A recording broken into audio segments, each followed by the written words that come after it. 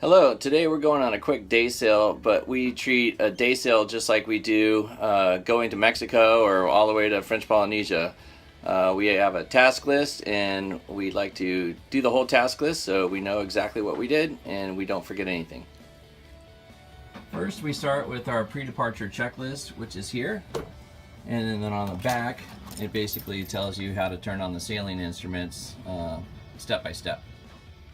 The first thing on our list is to open all the seacocks and make sure the raw water is the most important. To do that, we go into our galley, and underneath this handy dandy thing is access to our seacocks. My water maker is shut, it's already pickled, so I don't want to open that. And this is my main right here. So I open that. Next is to check all the gauges. We're almost at a full tank of water. We have plenty of power. I'm on shore power right now. As soon as we get underway, I'll turn on the solar. So underneath here, I have my fuel. And my fuel is just a little between 1/4 and 1/2. Since I have this open, I'm going to check to make sure my fuel, my bilge is working. So I just go to manual. Yes, it's working. Turn that off. And then always make sure you put this back to auto. Definitely want to make sure that your engine has enough oil in it. So let me do that. I only have one hand, so hold on. I have about 3/4 oil, so that's good. My Raycor filter looks nice and clean. No sediment in the bottom. No water. And on the other side of the engine, my coolant level is nice and pretty much perfect. Sounds weird, but you want to make sure that the head is flush so nothing's flying over the side, and the seat is down so it doesn't slam down if you're out at sea. And then you want to make sure all your portholes are closed and your hatches are closed. Our guests haven't arrived yet, but what you definitely want to do is show all the guests where their life jackets are. So in our boat, it's under the settee here, and I basically just show everybody this is where your life jackets are, and then we show them how to put them on if they don't know how to. We also show them how to work channel 16 in case of an emergency. It's real easy to learn how to do 16, but it's a huge thing if nobody knows how to work the radios. Then we remove all the canvas awnings and covers for our windows, and next I'm going to remove the sail cover. We can look out of our windows pretty well, but we always like to lift up this middle window so we can see really well and we don't have our vision impeded by any means. Then we disconnect shore power, disconnect it here, and then we disconnect it on the boat next. With this, you basically just push in and turn. We always release our reefing line cleats just in case. We always leave our main halyard attached to the side of the boat so it doesn't bang all day and night. So we're gonna release this right now and attach it to the head of the mainsail. When I attach it, I always make sure that this is bent out away from the mast, and then you tighten this down really good. Kind of hard with one hand. Basically, you use your fid to tighten that down. Next, you can take all your protective covers off. Wow, nice and brand new looking. Oh yeah. Beautiful. Next, you want to make sure your engine's in neutral. If your power system was on the house battery, which is 2, turn it to all to start your engine. Give it all the power you got. I like to warm up my engine while I'm doing all my navigation stuff. Always want to make sure water's coming out of the stern,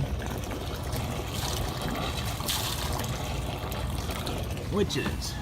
So on the back, I have the how to turn on your sailing instruments. First thing you're going to want to do is come in here and turn on the sailing instruments. Usually at this time too, I turn on my radar VHF, I change that to 16, and then I squelch it to where I don't have to hear it, and then I put it on AIS.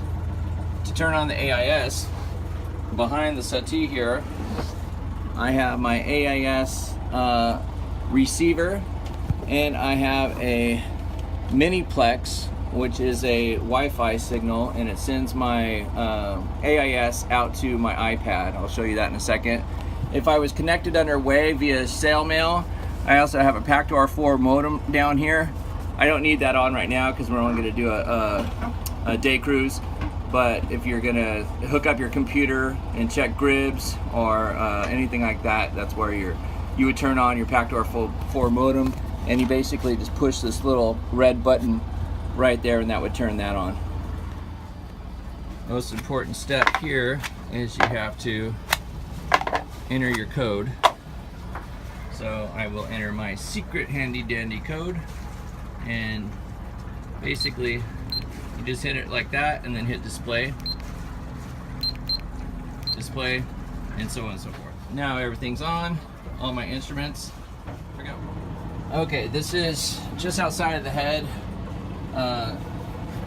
Basically, I always leave my speed sensor out, so these little cups right here don't get damaged by all the little sea critters. And then when I install it, basically what I'm going to do is I'm going to take this out. Some water's going to come out of here. I have like a little catch pan there. Then when I put this in, I want the arrow, I don't know if you can see it, but the arrow to go forward to the front of my boat, and that's where the water's going to come in and make my speed sensor work. As you can tell, it's a little bit of a wet job. There's a little water down in here, and you definitely want to close this seacock as well underway. This is to all of our sink drains, so we don't have water coming in from the ocean up in our sinks. Alright, now you get your iPad, or at least I use the iPad, and to connect to the miniplex, I hit settings.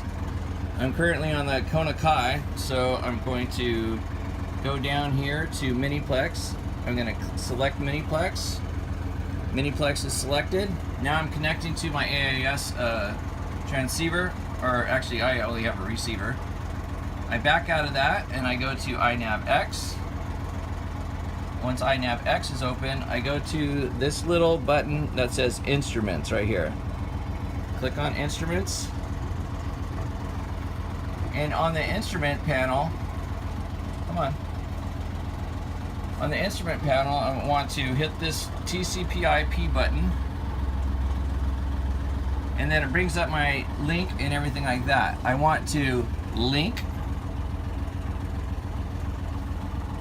and what it's going to do is it's going to start linking all of my data from my AIS miniplex to my INAP X.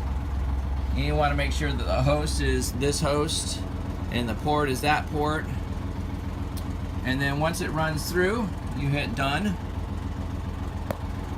and then you can go to your chart,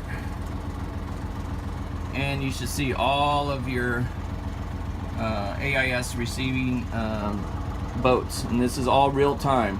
So if you click on this boat, you can see all the information for that boat, which is really cool, and you know where you're at by a triangle. Excuse me. I am the blue triangle right here, and these are some of the other AIS contacts, and these are some of my waypoints. And this line right here is when we came back from Hawaii.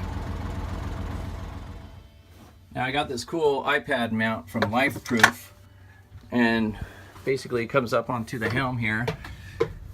And if you're ever looking, I got this ball from Ram Mounts, and basically this just goes right on it like so. I only have one hand right now, and then you can adjust it as needed. When you put your iPad in, you want to put your iPad in here, and then you have the area right here. Let me see, put my foot up here. Then you can basically connect here, open it, and then put it to your 12 volt outlet here.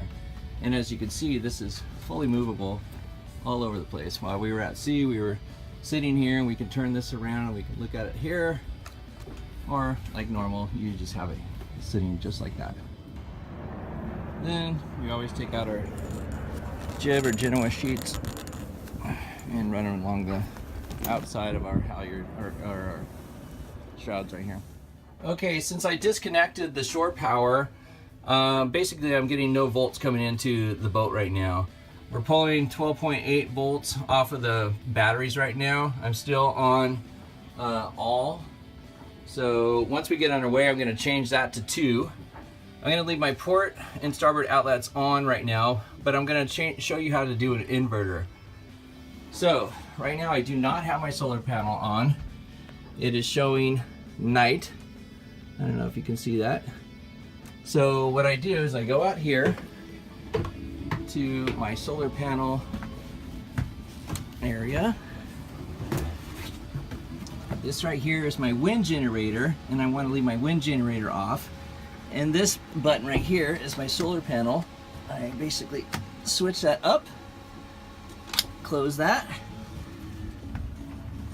and then when we go back to the solar panel display, it should say MPPT.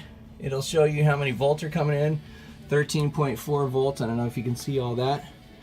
But now we're getting power off of the solar grid. So if I want, I can come over here, and I'm getting 14 volts coming in. I can hit invert, and that's going to turn on my power panel. And you can see I'm getting 90 volts right now, 90 to 100 volts. And that's how easy it is to get solar power on the Harlow hut.